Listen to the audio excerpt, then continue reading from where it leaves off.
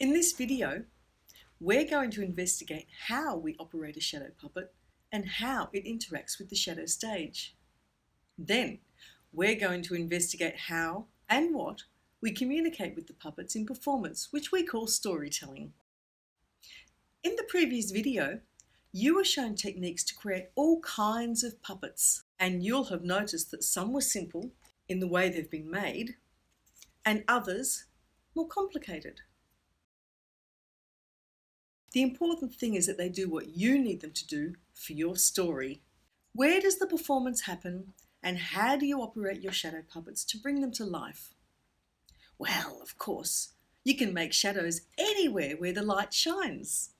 A torch on a wall, a light shining on a screen, or sun on the footpath. But wherever you make your shadows, one thing will never change. Do you know what that is? Dimensions. That means a shadow can only ever happen up, down, left and right. 2 dimensions. The shadow stage is a screen, but only in 2 dimensions. Just like the puppets themselves. It's unlike stages which are 3 dimensions, as those include a front, back, adding depth as well. Many of the considerations are just the same as on a regular stage. But some things are really different and extra special fun. You might think it's more limited as a stage because of just the 2 dimensions, but the secret is in how we use it. And we will reveal that it's not more limited at all, and we'll get into that in a moment. Screens like puppets can be really simple, or if you want to spend a bit more time and design, can get a bit more complicated, as you saw in the making video. The important thing is, what type of screen do you need for your show? And do you want your light source in front of the screen or behind? Experiment with both, but if you place your light in front of the screen, make sure you don't block the view for the audience when you perform. When we operate a puppet, we call it puppeteering, operating, or manipulation. And your puppet may have 1 rod, 2, or more, but remember, the more rods your puppet has, the more complicated it becomes. So pick up your puppet, but did you pick up your puppet like this? And if your puppet has 2 rods, hold 1 rod firmly in your non-dominant hand, usually the rod that's attached to the main support of your puppet. So because I'm right-handed, I'll hold the main support of my puppet in my left hand. Then with your other hand, take the end of the other rod between your thumb and first finger. So this rod should be attached to the moving part of your puppet. Gently roll the rod between your thumb and finger, allowing the moving part to move up and down. Experiment with this in the air. Always make sure you hold the rods at the end. You'll see why this is important later. When you're operating the puppet, be careful not to bend the rod out of 2 dimensions. That is, you should only be moving the bit straight up and down. This is important to practice, because if you bend out of alignment, you may catch on another bit of the puppet, or it might not move smoothly. So, I suggest experimenting with your puppet on the screen to get used to how it all works and making sure it touches the screen.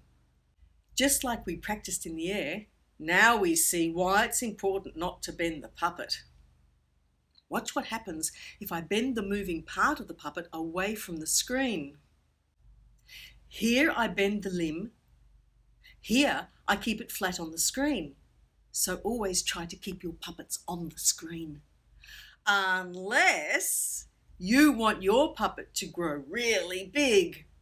How do you do that?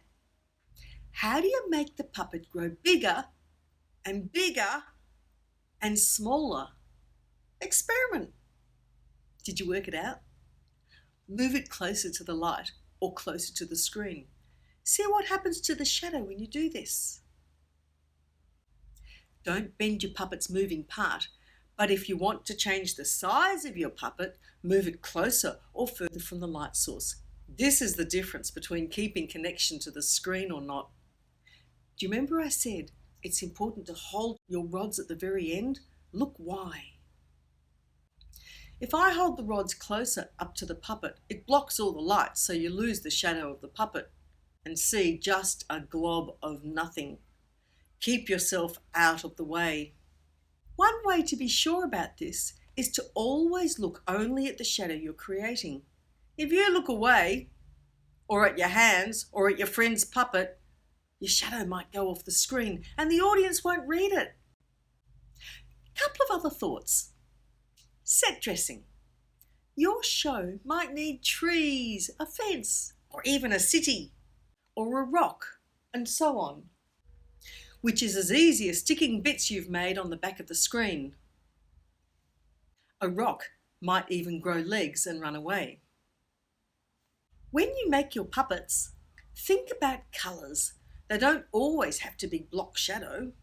Colours will show through the screen. If you have some cellophane, for instance, there's no reason why trees can't be green or the sun yellow. You might also want to colour the light.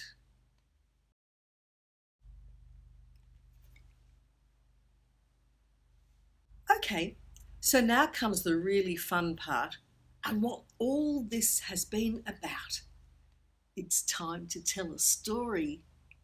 But how? What about? What's the difference between just playing and telling a story that's actually fun for people to watch? And when will I stop asking all these questions?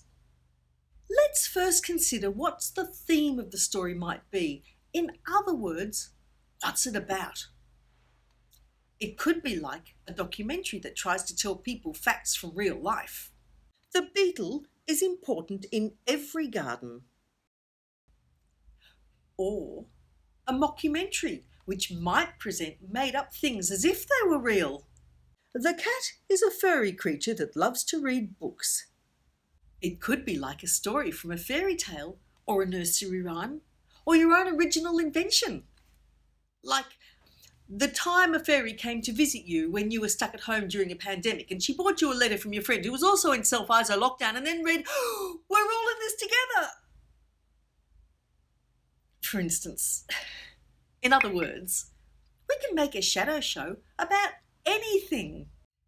How do you make up your own performable story? Well, whether a documentary, mockumentary, invention, it needs a beginning, a middle, and an end. And each bit has a different role to play.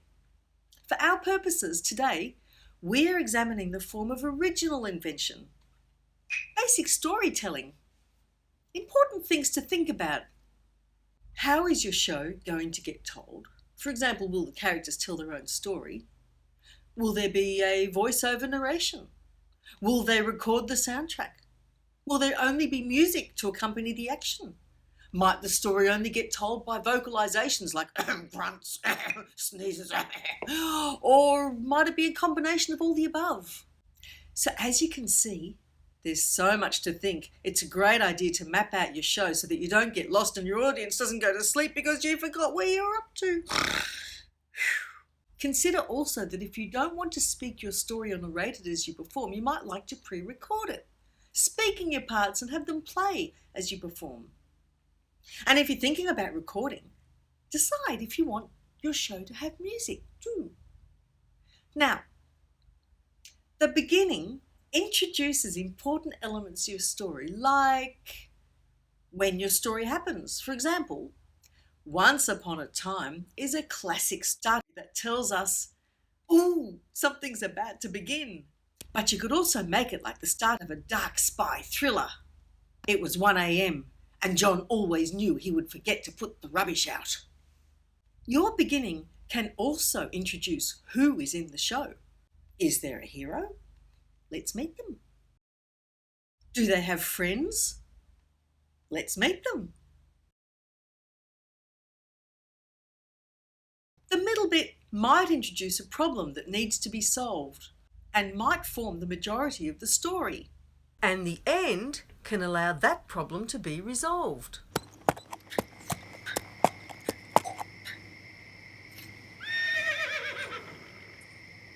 Ouch!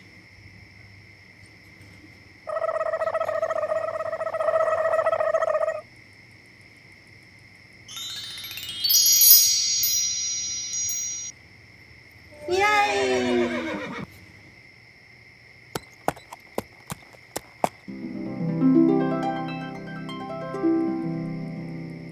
This gives us a kind of structure to help create a great show that's not only fun to do, but importantly, fun to watch.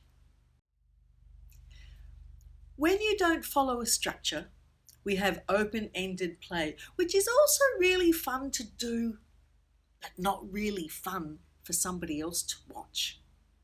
So definitely take time to play with your puppets and practice them, because that can give you great ideas for making your show. But then do plan your story. So here now is my ultimate shopping list for making a fantastic puppet show. 1. Decide what kind of shadow puppets you want to work with, for example, like we've made today, or using your own body. 2. Where and on what type of screen you want your puppets to perform, like the cloth screen, box theatre, or footpath. 3. What characters are in your show? Who are the heroes and who are the villains? 4. Make your puppets and screen. 5. Play with your puppets and take the best ideas to put into your show. And 6. Structure and map your show with a beginning, middle, and end. We have shown you how we create a few shadow puppets, and be sure to print out the PDFs that go with these videos. But we want you to design your own puppets using the same ideas and principles we've given you today. Well, that's it. Puppetry is the world where anything can be a puppet, and your screen is the setting for where anything can happen. We want your playful make-believe to create a show to help us, your audience, make believe with you. So now you've learned where in the world people perform shadow puppetry. You've learned how we at Festive Factory make shadow puppets, and you've learned how to make those puppets tell your stories. So get busy making, creating, designing, playing, and when you've done all that, share, share, share! Show others what you've made and become part of the newest shadow puppet community by filming and recording what you've done. Send it to council via the web or Facebook so that everyone can enjoy how rich, wild and wonderful are the artists young and old of the Macedon Ranges. Thanks to Macedon Ranges Shire Council for facilitating these videos, and thanks for watching. Let the fun begin! Bye!